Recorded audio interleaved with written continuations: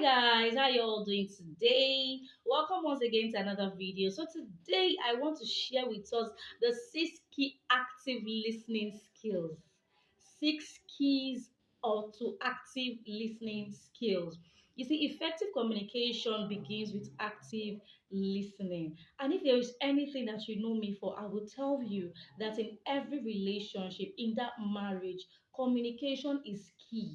Like I tell you all the time that communication is key in every relationship, in every marriage, because communication is the engine that powers that relationship, and communication is the engine that powers that relationship. Without communication, that relationship has a tendency to fall down the bridge quickly. You both have to communicate about every slightest things you don't understand, things you need clarity on, things you think might cause problem tomorrow. So it is always good to communicate. So I'm going to tell you how to communicate effectively today, because effective communication begins with active listening.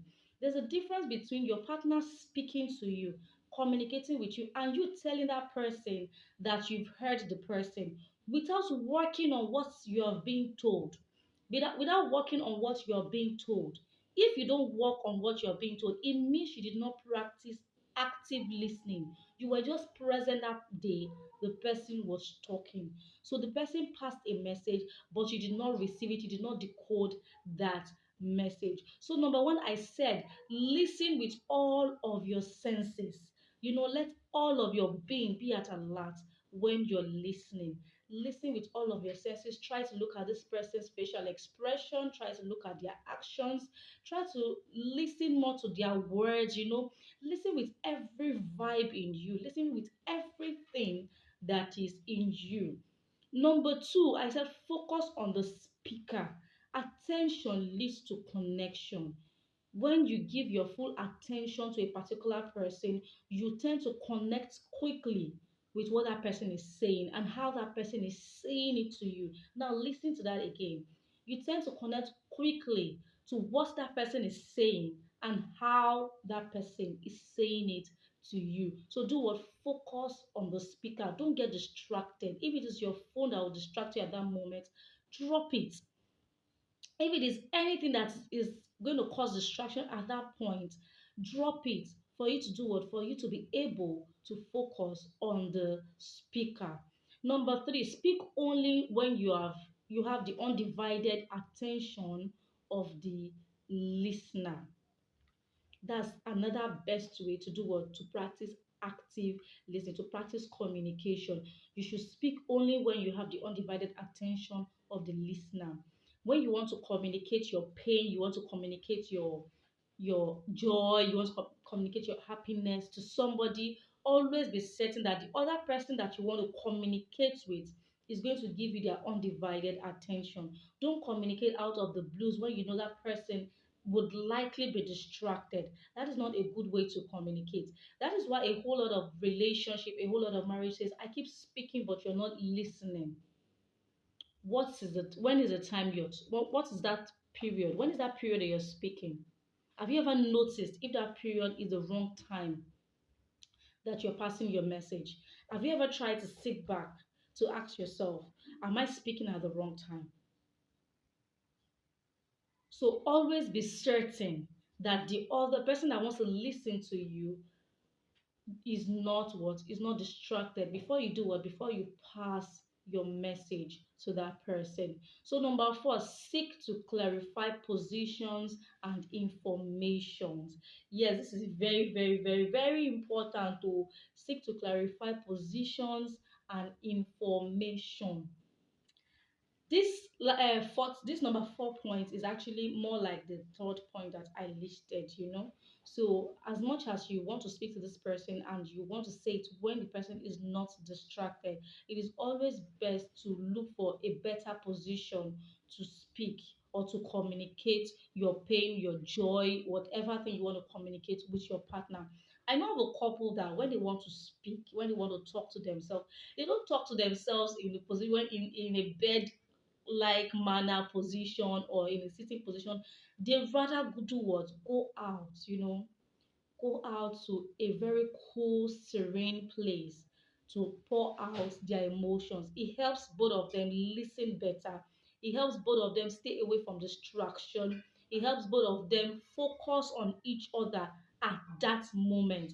So, and it helps both of them do what? Focus on the information they are trying to receive, and also makes them focus on their information that is being given out. So, you should do what? Seek clarity, seek to clarify positions and information. Should we speak like this? Are you comfortable when we're talking like this? Are you comfortable this way? Do you want us to be like this? How best do you want us to communicate? Because everybody's communication style is different. That is one thing you should hold on to. Everybody's communication style is different.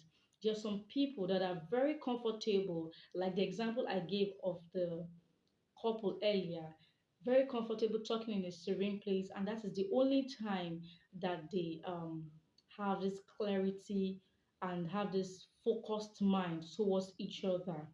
You know, there are some people that it's every day they want to communicate, while there are some people that they actually make it a point of duty that they pick a particular day in the week where they pour out all of their hearts, all of their minds in a particular space. So always be clear on that part with your partner. That is one of the best ways to do what? To practice active listening, to practice effective communication. And the last one I'll be sharing with us today is listen to all communication channels. Yes, you heard that right. Listen to all communication channels. Women has an habit of always speaking like spaghetti, you know. We talk about a particular thing like, oh, why did you carry that bag? And the next thing you are hearing us talking about, that was how you carried pot the other day. And you are like, what's the correlation between pot and bag? You know, so it is always best to do what? To listen intensely to all communication channels, because when she speaks or when he speaks, there is always something that the other party is trying to drive at. So you need to know how to connect all the dots together. You need to be sensitive enough to know that, okay, there is a correlation between the bag and the pot. And when a man is also speaking, you should be, he might use certain things as an example to you that feels weird, but you should be able to discern, you should be able to understand where he is coming from and where he is going to. So, like I said, listen to all communication channels. I'll run through all the points I have listed earlier. I said number one, listen with all of your senses. Number two, focus on the speaker, which is attention leads to communication. So speak only when you have the undivided attention of the listener. And number four, I said seek to clarify positions and information. And number five, I said listen to all communication channels. So I hope this has blessed somebody out there today. And I hope that you begin to communicate effectively in your marriage today. I hope you begin to communicate effectively in that relationship today. Please and please, I'm going to say this again. Communication is the engine that powers every relationship. Without that engine, a car cannot move. Without an engine, certain gadgets will never work. So, communication is what is an engine. It is the engine that powers every kind of relationship. And I pray and I hope that today you begin to understand how to communicate effectively. So, until I come your way next time, my name remains Valerie Amaka Waji, your self discovery and relationship coach. So, have a great day, guys. Bye bye.